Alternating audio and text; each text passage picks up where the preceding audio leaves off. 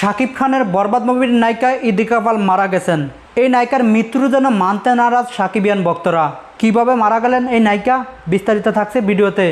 প্রিয় দর্শক, আজকের ভিডিওটি না টেনে সম্পূর্ণ ভিডিওটি দেখতে থাকুন। বাংলাদেশের হলগুলোতে এখন রাজত্ব করছেন শাকিব খানের বরবাদ মুভি। বরবাদের কাছে গেছতেই পারে না অন্য কোনো মুভি।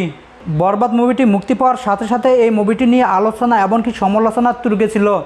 সমালোচনা চাইতে প্রশংসায় বাসিয়েছেন এই মুভিটি। বাংলাদেশের 120টি হলে মুক্তি পেয়েছে শাকিব খানের বরবাদ।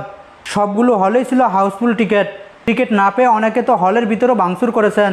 আর শুধু শাকিব খানই প্রশংসা বাসেনি, সাথে বরবাদ মুভির নায়িকা ইদিকা পালও অভিনয় দিয়ে দর্শকের মন কেড়ে নিয়েছেন। এবার বরবাদ মুভির নায়িকা ইদিকা পাল মারা গেছেন। কিভাবে মারা গেল এই নায়িকা? দর্শক, বরবাদ মুভিটি যারা দেখেছেন, লাস্টের অংশে লক্ষ্য করলে দেখা যায় শাকিব খান রাগের মাথায় ইদিকা পালকে গুলি করেন। গুলি করার পরেই ইদিকা পাল মারা যান। এটা ছিল একটি মুভির দৃশ্য, যা দেখে হলের ভিতরেই কান্না করছেন সাকিবিয়ান ভক্তরা। তো এভাবেই মারা গেলেন বরবাদ মুভির নায়িকা ইদিকা পাল।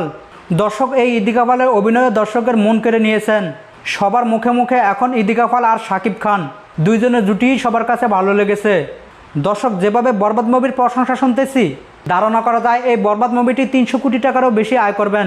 প্রিয় দর্শক, আপনারা কারা কারা এই বরবাদ মুভিটি দেখেছেন, এমনকি কারা কারা দেখবেন, এমনকি যারা যারা এই বরবাদ মুভিটি দেখেছেন আপনাদের কাছে কেমন লেগেছে, আপনার মূল্যবান মতামত আমাদের ভিডিওর নিচে থাকা কমেন্ট বক্সে জানাবেন। সকলে ভালো থাকবেন, সুস্থ থাকবেন। আল্লাহ হাফেজ। আসসালামু আলাইকুম রহমতুল্লাহি ওয়া বারাকাতুহু।